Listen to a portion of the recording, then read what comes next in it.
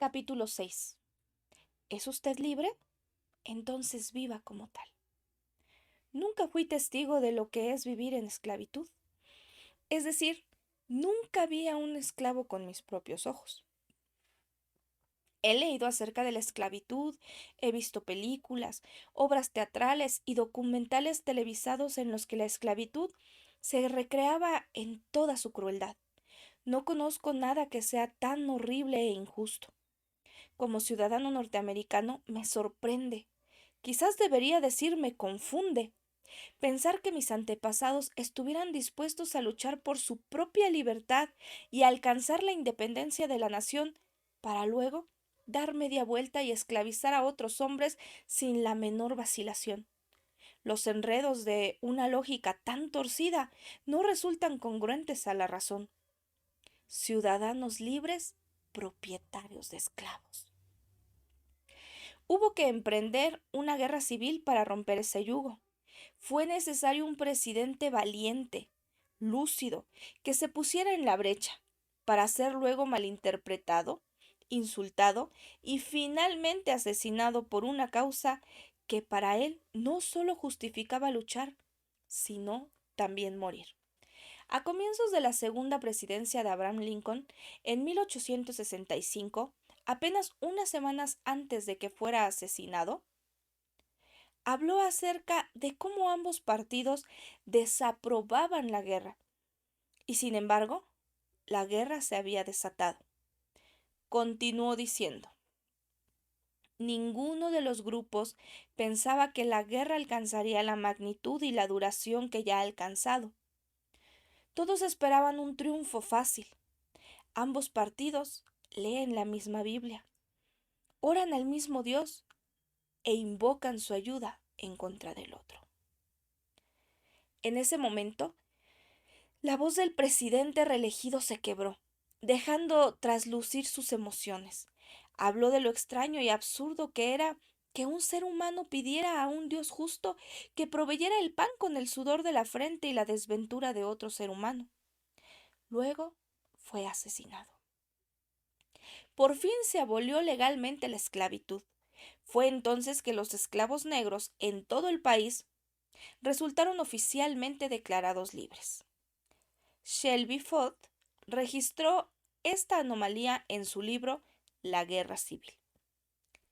Reprimido en un sistema de clases de etiqueta racial tan rígido como ya habíamos conocido antes en la esclavitud, el esclavo podría repetir con la misma validez lo que un esclavo en Alabama había dicho en 1864, cuando se le preguntó qué pensaba acerca del gran emancipador cuya proclamación entró en vigor ese año.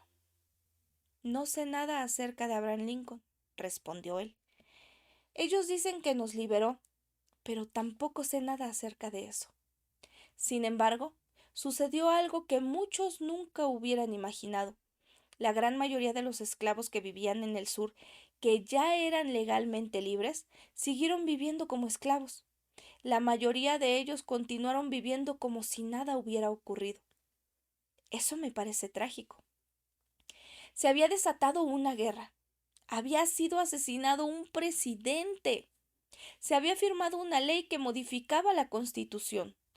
Hombres, mujeres y niños que antes eran esclavos ahora eran legalmente libres. Pero sorprendentemente, muchos de ellos seguían viviendo en el temor y la miseria, en el contexto de una libertad que había sido duramente ganada. Los esclavos elegían seguir siendo esclavos, a pesar de los crueles y brutales que eran muchos de los amos. Los hombres y las mujeres de color preferían seguir sirviéndolos hasta que les llegara la muerte. Hubo pocas y honrosas excepciones, pero en muchos lugares del país ni siquiera se notaba que la esclavitud había sido legalmente abolida y que los esclavos habían sido emancipados. Eso era precisamente lo que querían los propietarios de esclavos que seguían la vieja filosofía. Mantengámoslos ignorantes y los mantendremos a nuestro servicio. Si le parece que eso es trágico, puedo decirle que hay algo mucho peor.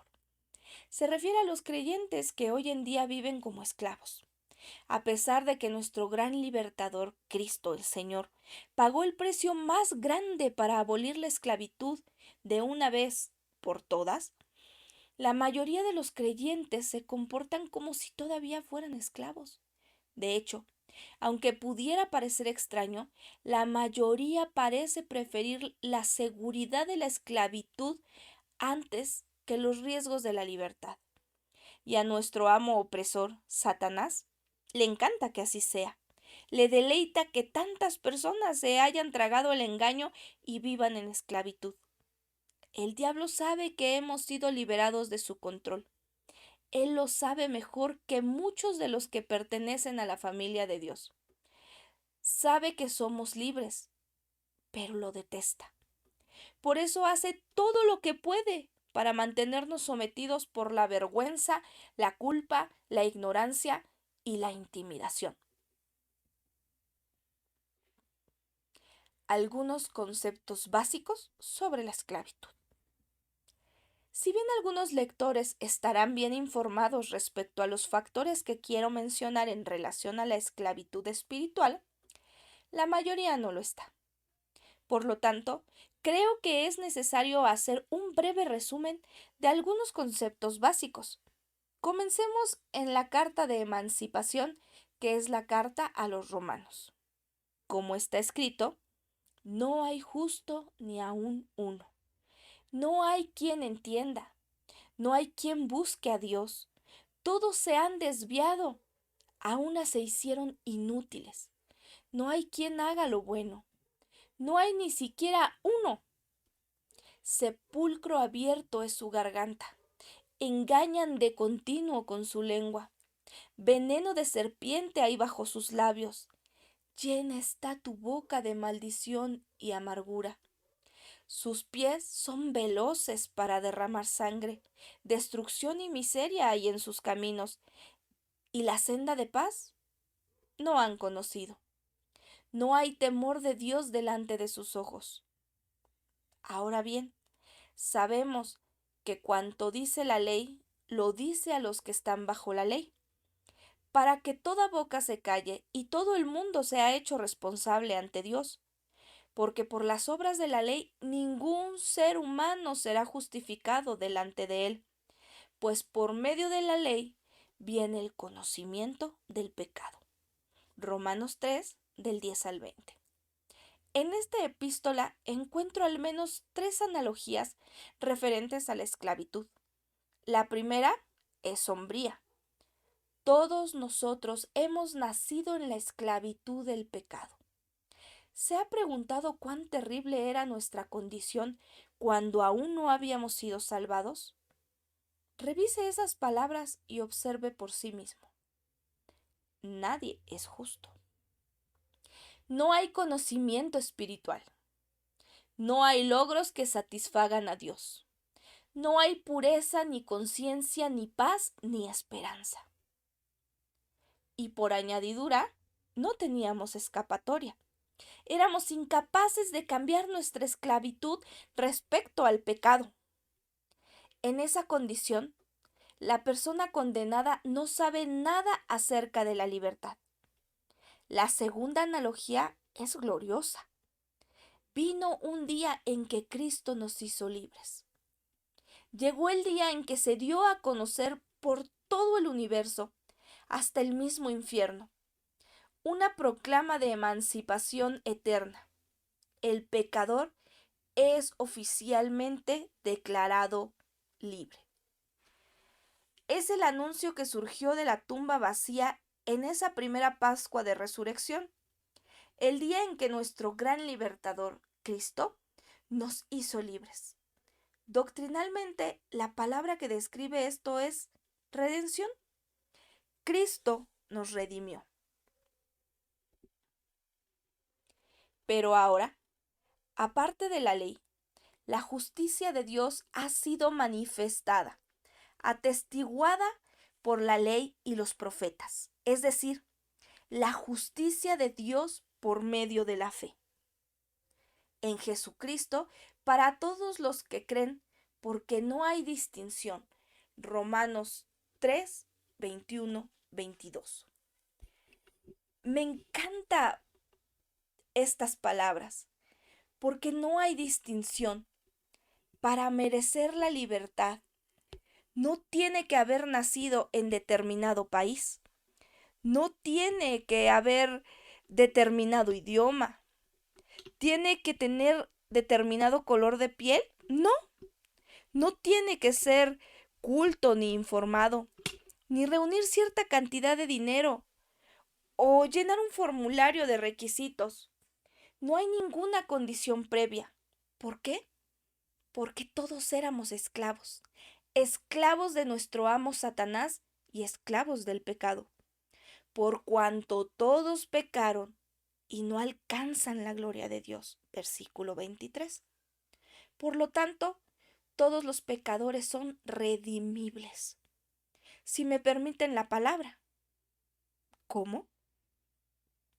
Siendo justificados gratuitamente por su gracia por medio de la redención que es en Cristo Jesús.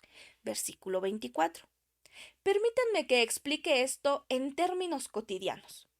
Continuando con la imagen de la esclavitud, Cristo entró en la escena y nos vio a todos en la situación de unos esclavos, perdidos, miserables, espiritualmente inútiles, incapaces de cambiarnos a nosotros mismos o de escapar de la opresión de nuestro amo.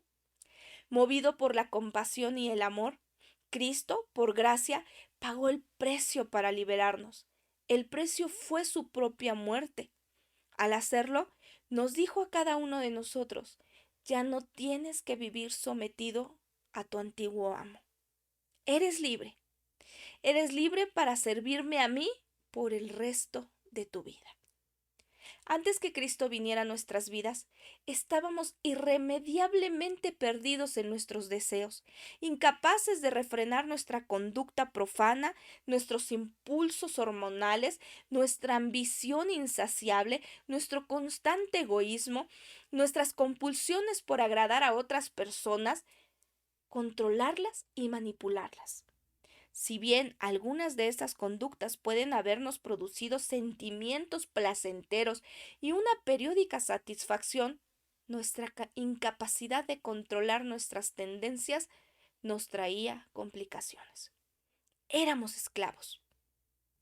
Estábamos encadenados y teníamos que servir a nuestro viejo amo. No había fuerza suficiente en nosotros para vivir de otra manera. Al redimirnos, Jesús nos puso en libertad. Cuando Dios resucitó a Jesús de entre los muertos, ese fue el acto crucial en su triunfo sobre Satanás. Expresó concretamente, nadie necesita ya vivir como víctima del pecado. Todos los que creen en Jesucristo, mi Hijo, tendrán vida eterna y tendrán poder para vivir en mí. ¿Cómo puede ser que esclavos malvados reciban esa posición delante de Dios? Volvemos a nuestra palabra favorita, por gracia. Para usar términos que todos puedan entender, el presidente Gracia legalmente nos liberó de nuestro antiguo amo de toda la vida, el pecado, y su esposa, la vergüenza. En teoría, fuimos liberados cuando creímos en Cristo, pero en la práctica, nuestros viejos amos hacen todo lo que pueden por mantenernos ignorantes, temerosos, para que sigamos pensando y actuando como esclavos. La tercera analogía que encuentro en Romanos 3 es trágica. Muchos creyentes todavía viven como si fueran esclavos. ¿Cómo prefieren desconocer la libertad que Cristo ha obtenido para los suyos? Muchos viven una vida mentalmente orientada hacia el pecado. En realidad, la mayoría vive así. Esto se demuestra en frases tales como, lo que pasa es que no lo puedo evitar. Soy humano. En lugar de superar esas constantes referencias al fracaso, la incapacidad y la vergüenza, los creyentes con frecuencia parecen esclavos religiosos, asustados e inseguros. A veces esto se trasluce de otra manera. Racionalizamos nuestros pecados, actuamos con hipocresía y ocasionalmente mentimos, engañamos, robamos. Luego nos encogemos de hombros y decimos, ya sabes, hombre, nadie es perfecto. Lo que en realidad estamos diciendo es, todavía soy un esclavo. El pecado todavía me domina. Estoy avergonzado, pero no lo puedo evitar. Tonterías. ¿Cuándo vamos a empezar a vivir como personas libres?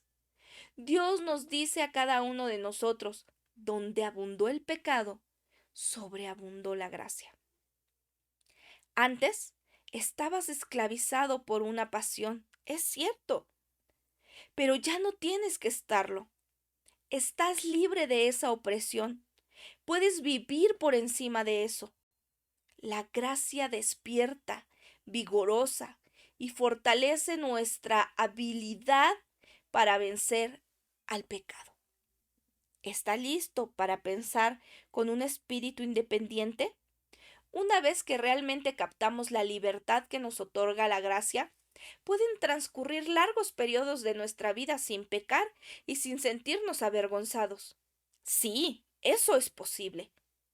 ¿Y por qué no habría de ser así? ¿Por qué nos va a dominar el pecado? ¿Quién dice que no podemos hacer otra cosa que someternos a él? Eso no es bíblico. Lo que ocurre es que la mayoría estamos tan programados para pecar que no hacemos otra cosa que esperar que ocurra. Para ser franco, la mayoría de los creyentes han sido mejor adiestrados para esperar pecar y luego tratar con sus pecados que para esperar y disfrutar su libertad. La vergüenza y la culpa autoimpuesta que genera esta situación son enormes, sin hablar del mensaje que refuerza, asegurándonos que somos unos fracasados. Empezamos el día con miedo a pecar, vivimos avergonzados, nos vamos a dormir con una larga lista de cosas para confesar. Y si no es muy larga, nos entra el temor de que hayamos pasado por alto pecados ocultos. Quizás nos hayamos vuelto orgullosos. ¿Qué ha ocurrido con la gracia? Más aún, ¿dónde está la vida abundante que Cristo ofrece? ¿Es lógico que personas libres estén viviendo con tanto temor? ¿Somos libres o no? Sí lo somos. Vivamos como creyentes liberados. Esto no es una herejía, es la teología más sana que podemos imaginar. Le puedo asegurar que su viejo amo no quiere que lea esto ni que piense de esta manera. Quiere que siga viviendo en la choza de la ignorancia, que se vista con los harapos de la culpa y la vergüenza, y que tenga miedo de él y su látigo, igual que el cruel propietario de esclavos. Él quiere que usted se convenza de que, de vez en cuando, necesita una golpiza, solo para mantenerlo en línea. Escúcheme, eso es una herejía, puesto que nuestro Salvador nos ha liberado.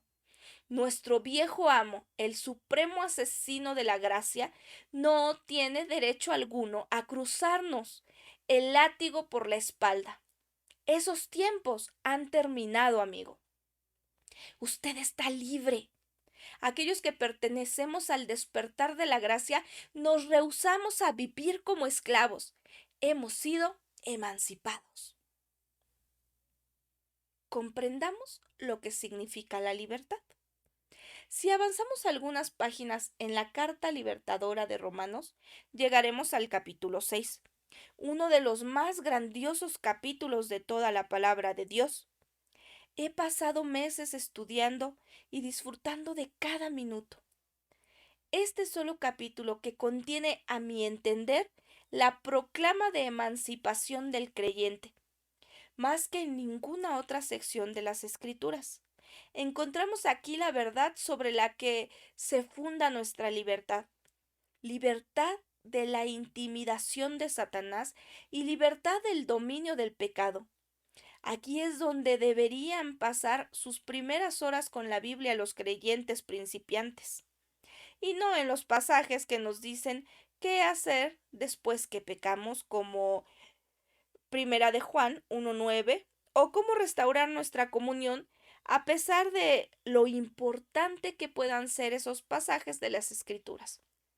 ¿No es más bien aquí donde el creyente descubre su libertad de la opresión del pecado y cómo vivir esa vida victoriosa por encima del temor, la culpa, la vergüenza y la derrota? Durante los próximos minutos recorra lentamente los primeros 15 versículos de Romanos 6. Tómese todo el tiempo necesario. No hay ningún apuro. ¿Qué diremos entonces? ¿Continuaremos en pecado para que la gracia abunde? De ningún modo. Nosotros, que hemos muerto al pecado, ¿cómo viviremos aún en él? ¿O no sabéis que todos los que hemos sido bautizados en Cristo Jesús hemos sido bautizados en su muerte? Por tanto, hemos sido sepultados con él por medio del bautismo para muerte, a fin de que como Cristo resucitó de entre los muertos por la gloria del Padre, así también nosotros andemos en novedad de vida. Porque si hemos sido unidos a Él en la semejanza de su muerte, ciertamente lo seremos también en la semejanza de su resurrección. Sabiendo esto, que nuestro viejo hombre fue crucificado con Él, para que nuestro cuerpo de pecado fuera destruido, a fin de que ya no seamos esclavos del pecado, porque el que ha muerto ha sido libertado del pecado. Y si hemos muerto con Cristo, creemos que también viviremos con Él, sabiendo que Cristo, habiendo resucitado de entre los muertos, no volverá a morir.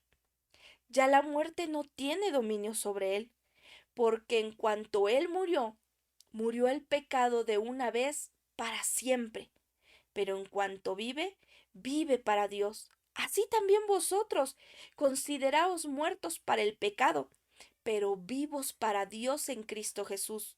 Por tanto, no reine el pecado en vuestro cuerpo mortal, para que no obedezcáis sus lujurias, ni presentéis los miembros de vuestro cuerpo al pecado como instrumento de iniquidad, sino presentaos vosotros mismos a Dios como vivos de entre los muertos, y vuestros miembros a Dios como instrumentos de justicia. Porque el pecado no tendrá dominio sobre vosotros, pues no estáis bajo la ley, sino bajo la gracia. Entonces, ¿qué? ¿Pecaremos porque no estamos bajo la ley, sino bajo la gracia? De ningún modo. Hasta una lectura ligera de este pensamiento provoca dos preguntas, que obtienen la misma respuesta de parte del apóstol. ¿Qué diremos entonces? ¿Continuaremos en pecado para que la gracia abunde? De ningún modo. Nosotros que hemos muerto al pecado, ¿cómo viviremos aún en él? Versículos 1 y 2. Entonces, ¿qué? ¿Pecaremos porque no estamos bajo la ley, sino bajo la gracia? De ningún modo. Versículo 15. Estas dos preguntas plantean dos temas relacionados con la libertad. La primera pregunta se dirige a aquellos que no reclaman su libertad y continúan viviendo como si fueran esclavos, aquellos que anulan la gracia. Ese tema se desarrolla en los 14 versículos iniciales de Romanos 6. La segunda pregunta se dirige a aquellos que caen en exceso en el uso de su libertad, versículos del 15 al 23. En otras palabras, se aprovechan de su libertad, viven de manera irresponsable. Los que hacen eso abusan de la gracia, un tema al que dedicaré el próximo capítulo. Vuelva a leer Romanos 6 y observe si ahora lo entiende más cabalmente. Pablo, el escritor, contesta ambas preguntas con las mismas palabras. De ningún modo. Francamente, se muestra horrorizado. Podríamos decir lo mismo de varias formas. Imposible, ni lo pienses. Aleje esa idea. Nunca, nunca, nunca. Es una idea absurda. La concisa respuesta de Pablo a la primera de las preguntas planteadas se expresa a través de otra pregunta. Nosotros, que hemos muerto al pecado, ¿cómo viviremos aún en él? Versículo 2. Todo lo que necesitamos para valorar esa pregunta es hacer un viaje imaginario al tiempo en que éramos incrédulos. Muchos recordarán ese tiempo con dolor. ¿Recuerda que no podía controlar sus deseos? Quizás se iba a dormir cada día derrotado por un hábito que no lograba dominar, por más que lo intentaba. Recuerde esa sensación de un túnel en el que no había esperanza ni luz alguna en el otro extremo. No importa qué intentara, no podía cambiar, al menos de manera perdurable. Su esclavitud era como una adicción irremediable. Era como una prisión de la cual nadie podía escapar por sus propios medios. ¿Recuerda cómo aumentaba la culpa y a veces lo vencía el pesar? Quizás algunas personas hayan vivido y ya no tanto tiempo en el reino de la libertad que no recuerdan lo que sentían cuando estaban esclavizadas en esa condición de extravío. De ser así, las siguientes palabras le ayudarán. Es mi sincera convicción que cada persona debe estar en la cárcel al menos una vez en su vida y que el encarcelamiento debe ser bajo sospecha en lugar de prueba. Debe durar por lo menos 4 meses. Debe parecer desesperanzador y de preferencia, el preso debe estar enfermo por la mitad del tiempo. Es sólo a través de tal encarcelamiento que él aprende el valor de la libertad verdaderamente. Durante unos instantes, imagínese que lo arrojan en la cárcel bajo sospecha de algún delito y lo dejan allí, prácticamente olvidado. Mientras el sistema, siempre lento, se toma el tiempo para ocuparse de usted, hasta se enferma. Se le trata con dureza, lo despojan de todo y lo maltratan. ¿No empezaría a sentirse perdido y sin esperanza alguna? Volvamos a la pregunta. Nosotros, que hemos muerto al pecado, ¿cómo viviremos aún en él? ¿Quién se ofrecería en forma voluntaria para ser arrojado al calabozo durante otra temporada de varios meses, después de haber estado allí y haber sufrido las consecuencias de estar en ese lugar? La clave de la vida es esta. ¿Por qué esclavos emancipados, que se han librado del pecado y la vergüenza, volverían a vivir por más tiempo bajo la misma opresión? Sí, amo. Sí, amo. No me pegue. Ser un buen esclavo. Son expresiones que deberían hacer reír, especialmente a los que antes han sido esclavos. Usted seguramente piensa que nunca diría algo semejante. Claro que lo haría. Lo hacemos cada vez que nos consideramos como víctimas impotentes de nuestros impulsos y de los pensamientos que nos tientan a pecar. Yo digo que eso es arrastrarse, atemorizado de un amo que ya no tiene derecho alguno sobre nosotros. Cuanto mejor es decir, me niego a seguir viviendo de esa forma. Por la gracia de Cristo, viviré como vencedor, no como víctima. Sí, usted puede vivir así. La mayoría, sin embargo, está programada para vivir de la otra manera. Me aventuro a afirmar que muchos creyentes saben Primera de Juan 1:9 de memoria.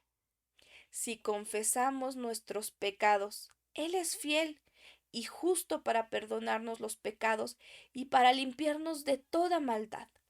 Y en cambio, son muy pocos los que podrían citar de memoria Romanos 6:13.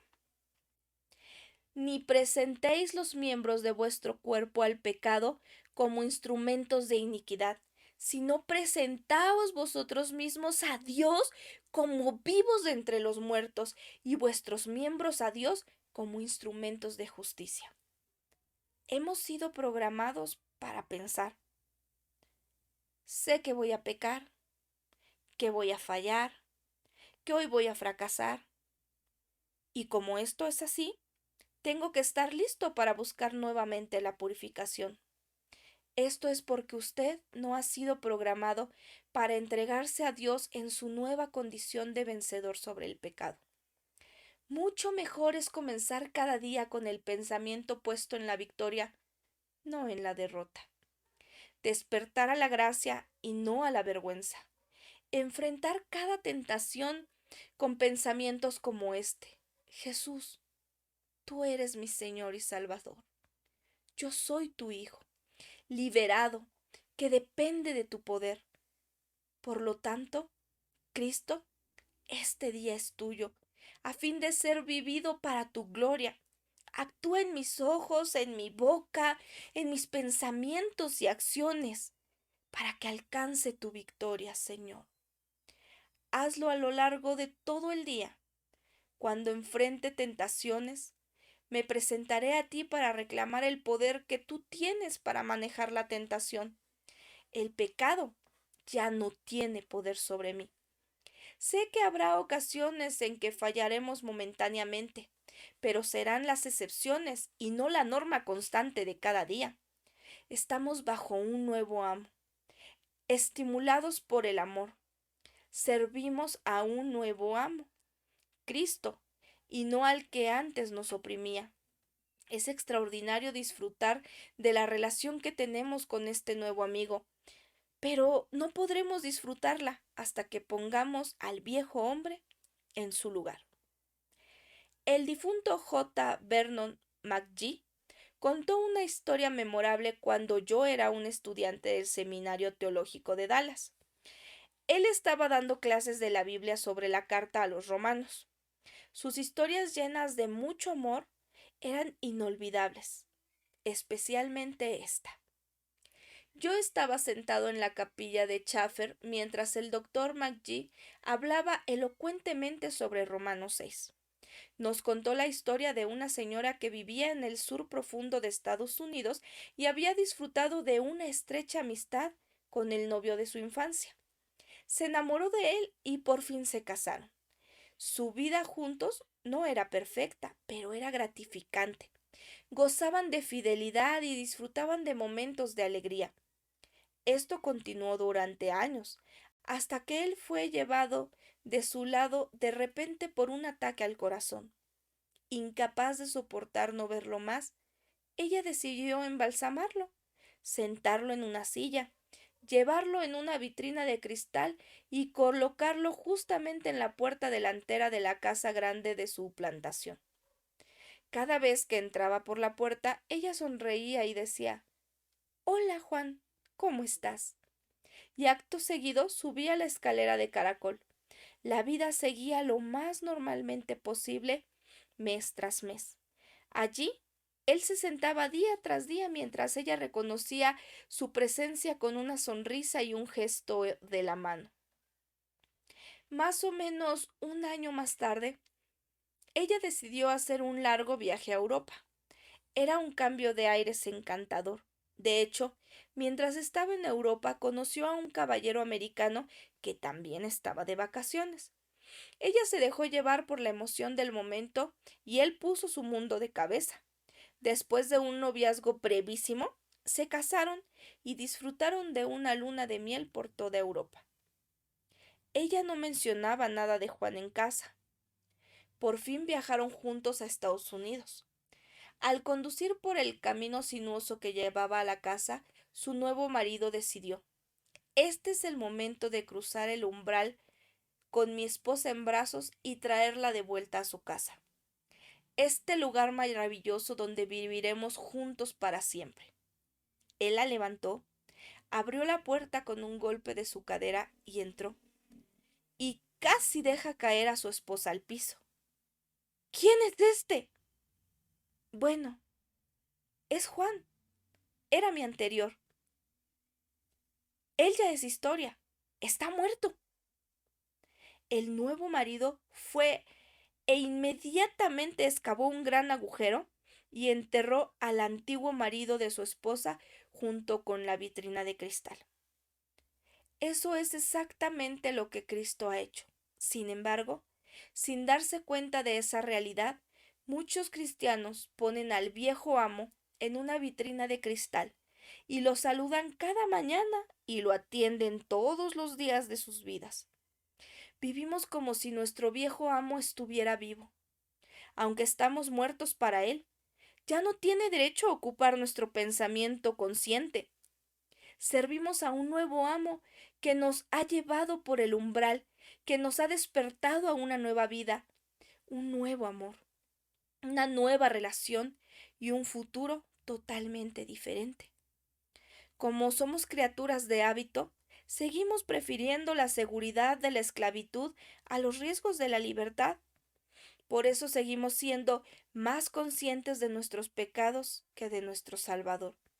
Sabemos que Él vive en nosotros, que nos ha redimido, pero muchos no saben cómo hacer para superar el síndrome del temor, fracaso, vergüenza, confesión. ¿Cómo se puede romper el hábito de servir al viejo amo para empezar a disfrutar de los beneficios de estar libres bajo el nuevo amo? Reclamemos nuestra libertad del poder del pecado. En este maravilloso capítulo 6 de Romanos, Pablo presenta las técnicas necesarias para vivir por gracia sobre el dominio del pecado. Cada una de estas técnicas están vinculadas a una palabra en particular. Saber. ¿O no sabéis que todos los que hemos sido bautizados en Cristo Jesús hemos sido bautizados en su muerte? Sabiendo esto, que vuestro viejo hombre fue crucificado juntamente con él, para que el cuerpo del pecado sea destruido a fin de que no sirvamos más al pecado. Sabiendo que Cristo, habiendo resucitado de los muertos, ya no muere. La muerte no os enseñoreará más de él. Versículos 3, 6 y 9. Considerar. Así también vosotros consideraos muertos al pecado, pero vivos para Dios en Cristo Jesús, Señor nuestro. Versículo 11. Presentar. Ni tampoco presentéis vuestros miembros al pecado como instrumento de iniquidad, sino presentaos vosotros mismos a Dios como vivos de entre los muertos, y vuestros miembros a Dios como instrumentos de justicia. Versículo 13. Para que podamos vivir libres del dominio del pecado, libres de nuestro viejo amo, con poder para vivir una nueva clase de vida, tenemos que saber algo, considerar algo y presentar algo. Debo admitir que Romanos 6 no es un capítulo fácil ni entretenido.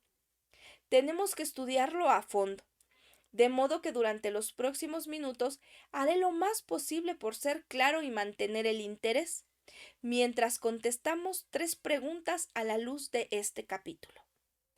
¿Qué es lo que usted y yo tenemos que saber? ¿Qué es lo que usted y yo tenemos que considerar? ¿Qué es lo que usted y yo tenemos que presentar? Comencemos por saber. ¿O no sabéis que todos los que hemos sido bautizados en Cristo Jesús, hemos sido bautizados en su muerte?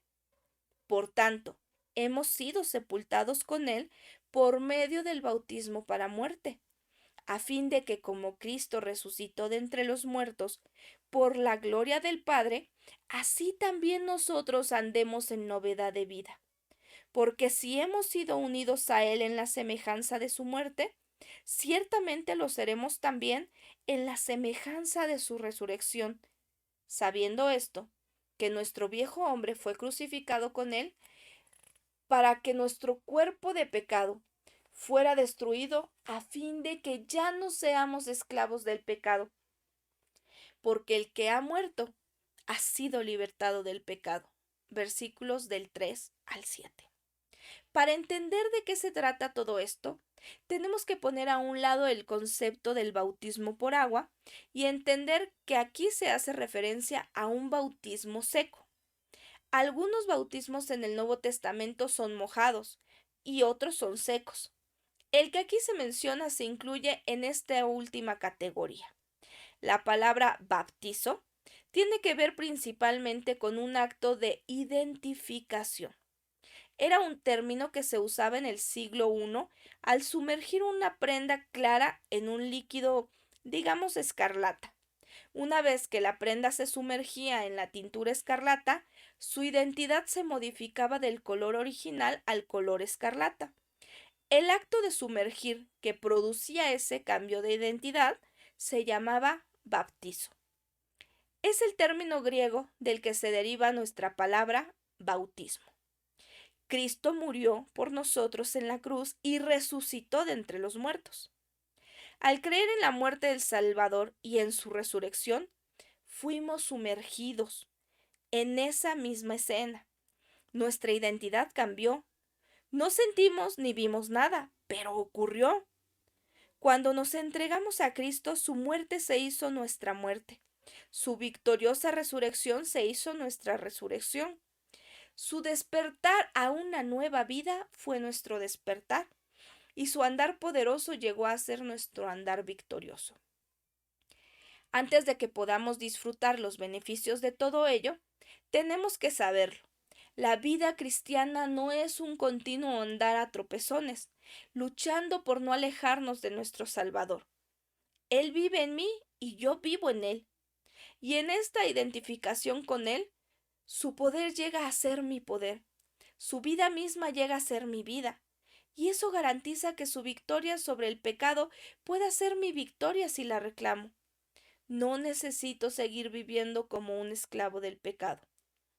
Y si hemos muerto con Cristo, creemos que también viviremos con Él, sabiendo que Cristo, habiendo resucitado de entre los muertos, no volverá a morir.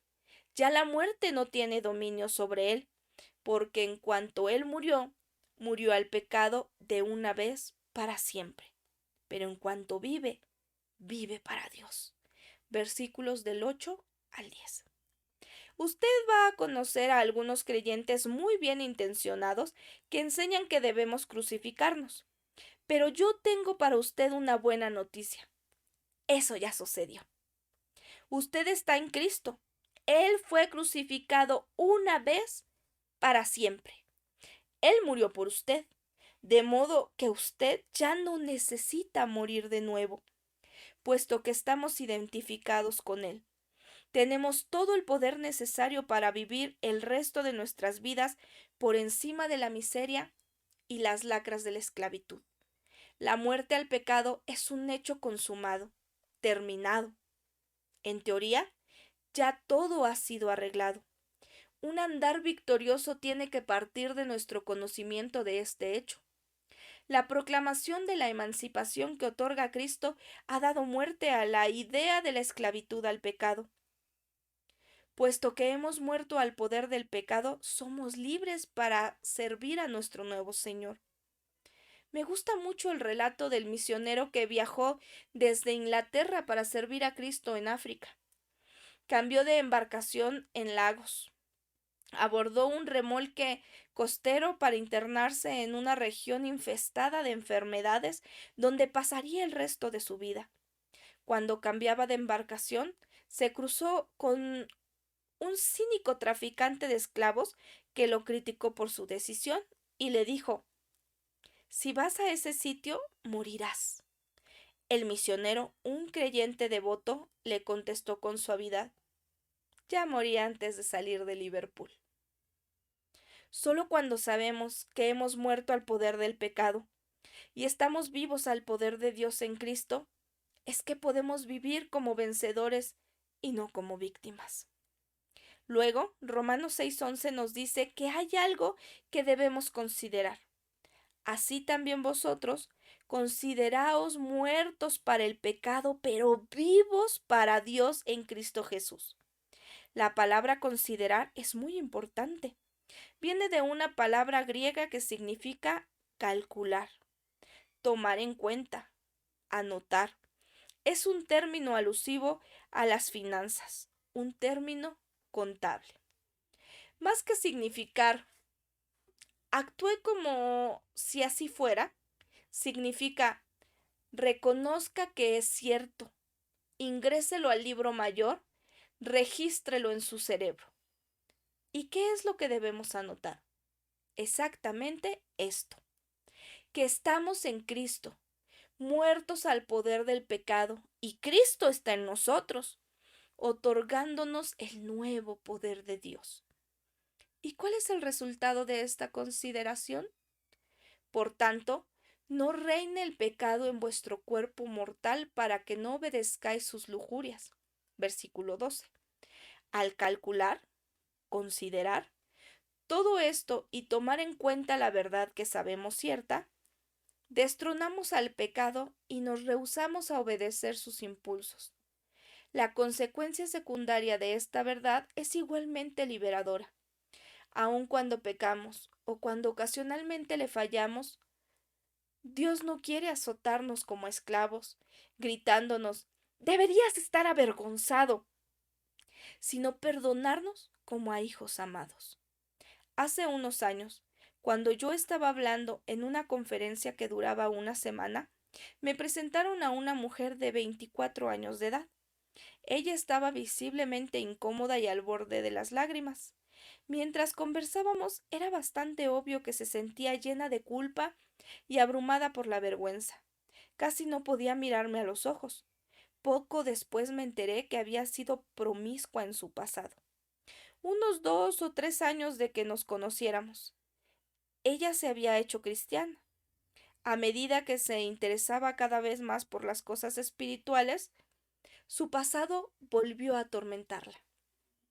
En las últimas semanas había comenzado a ser torturada por la vergüenza y el temor de que Dios la juzgara o de volver a caer de nuevo en ese viejo estilo de vida. Cuanto más hablábamos, más evidente se hizo que ella realmente creía y amaba al Señor, pero no sabía nada de la verdad de Romanos 6. ¿Cuál era su problema principal? Ella no lograba entender la gracia. Ella no se daba cuenta de que su posición segura en Cristo la había dejado libre con nada que temer, ni absolutamente nada de que avergonzarse. Abrí esta gran sección de las Escrituras y se la leí a ella, haciendo una pausa periódicamente y explicando lo que tenía que saber y lo que ella necesitaba considerar como verdadero. Una y otra vez me interrumpía y me recordaba su pasado, lo que solo intensificaba sus sentimientos de vergüenza. Su rostro reflejaba una lucha interior. El viejo amo no quería dejarla ir. Con obstinación se aferraba a ella, utilizando el miedo para paralizarla. Cada vez yo le recordaba el perdón de Dios en Cristo, su nueva posición por la gracia y su necesidad de verse a sí misma como libre, ya no como esclava. Debía haber dicho esas palabras una media docena de veces. Por último, lo comprendió. Ella se perdonó a sí misma, un paso gigante hacia la aceptación de la gracia, y reafirmó su libertad. La mujer estuvo radiante el resto de la semana. En su mente, ella se había transformado de ser una esclava llena de vergüenza y desgracia a ser una mujer libre, emancipada del deseo opresivo del enemigo por mantenerla derrotada. En vez de comenzar cada día con un terrible miedo, ella empezó a enfocarse en estar libre de su viejo amo. En lugar de pensar, mi pecado, mi vergüenza, mi fracaso, se acordaba de su perdón, su gracia, su vida. El cambio en su semblante era nada menos que impresionante. Al llegar el viernes, ella lucía un rostro que decía sí, más que todos los demás de la conferencia. En el estado de California hay muchos caminos pintorescos y rutas por entre las montañas. Aunque algunos son angostos y traicioneros, todos conducen a paisajes que dejan sin aliento por su extraordinaria belleza. Algunas de las curvas son particularmente peligrosas y es necesario conducir lentamente y con mucho cuidado. Hay temibles precipicios que añaden algo más a la belleza y al peligro del viaje. Se me ocurre pensar que el estado de California podía ofrecer a los viajeros dos alternativas en esos peligrosos caminos por entre las montañas. Una alternativa era construir clínicas bien equipadas al pie de cada precipicio, en las curvas peligrosas, de manera que si un conductor iba a alta velocidad y caía al abismo, la clínica de primeros auxilios estaba allí para rescatarlo y atenderlo. O bien, podía colocar carteles bien ubicados antes de cada curva cerrada que dijeran: peligro, curva, reduzca la velocidad. No les sorprenderá saber que el departamento vial eligió la segunda opción, no la primera. Muy sensato. Deberíamos de extraer la moraleja. El versículo de primera de Juan 1:9 es la clínica de primeros auxilios al fondo del abismo. Nos rescata y nos atiende, lo cual es maravilloso, pero no es la mejor alternativa. Romanos 6, por el otro lado, es la advertencia preventiva, que coloca señales. No se estrelle, reduzca la velocidad. Hay peligro más adelante. Debemos considerar la importancia de esas señales espirituales y reconocer su certeza. Esto nos lleva al tercer término importante: presentar. Ni presentéis los miembros de vuestro cuerpo al pecado como instrumento de iniquidad, sino presentaos vosotros mismos a Dios como vivos de entre los muertos, y vuestros miembros a Dios como instrumento de justicia. Porque el pecado no tendrá dominio sobre vosotros, pues no estáis bajo la ley, sino bajo la gracia. Versículos 13 y 14. No solo debe haber un cálculo inteligente, considerar, basado en la información veraz, saber. También debe haber una presentación consciente de nuestro ser a Dios. Pablo lo detalla en dos sencillos mandamientos. Negativamente, no sigan presentando sus miembros al pecado como instrumentos de iniquidad. ¿Por qué? Porque ya no somos esclavos. Nuestros cuerpos no son víctimas impotentes de los impulsos pecaminosos y las debilidades incontrolables. Esos días se acabaron cuando nos entregamos a Jesús. Recuerde, hemos sido liberados. Positivamente, sino preséntense a Dios como vivos de entre los muertos. El pecado ya no debe reinar en ustedes. Puesto que hemos sido liberados, es hora de que vivamos como libres. Les recuerdo que nuestro adversario no quiere que pensemos de esta forma. Él eliminaría la gracia si pudiera. Pero como no puede, su estrategia es hacer todo lo que está a su alcance para engañarnos, de modo que sigamos pensando como esclavos. ¿Por qué? Porque cuando empezamos a actuar como hombres y mujeres libres, nuestro viejo amo ya no puede controlarnos más. Una advertencia necesaria. Me encantaría poder decirle que el cambio es fácil, pero no es así. Los viejos hábitos son terriblemente difíciles de romper. Pensar de forma correcta requiere valor. Y además, nuestro adversario, Satanás, no se rinde fácilmente, ni se rendirán los legalistas que él utiliza. Sepa que los enemigos de nuestra alma van a desdeñar este mensaje de liberación. Odian la gracia, de modo que usted debe estar advertido para dejar la seguridad que le ofrece la esclavitud y la ignorancia e introducirse a los campos nuevos y riesgosos de la libertad y la gracia. Necesitará valor y decisión. Mi oración es que Dios le dé abundancia de ambos. Usted no está solo en su búsqueda de libertad. Somos muchos los que emprendemos este viaje junto con usted. Hay un despertar de la gracia en el corazón de los que pertenecen al pueblo de Dios. El presidente Lincoln hizo un comentario poco después de que la proclama de emancipación fuera presentada en el Congreso a comienzos de 1863, sonando más como el capitán Ahab en la novela Moby Dick que como Abraham Lincoln dando un discurso advirtió.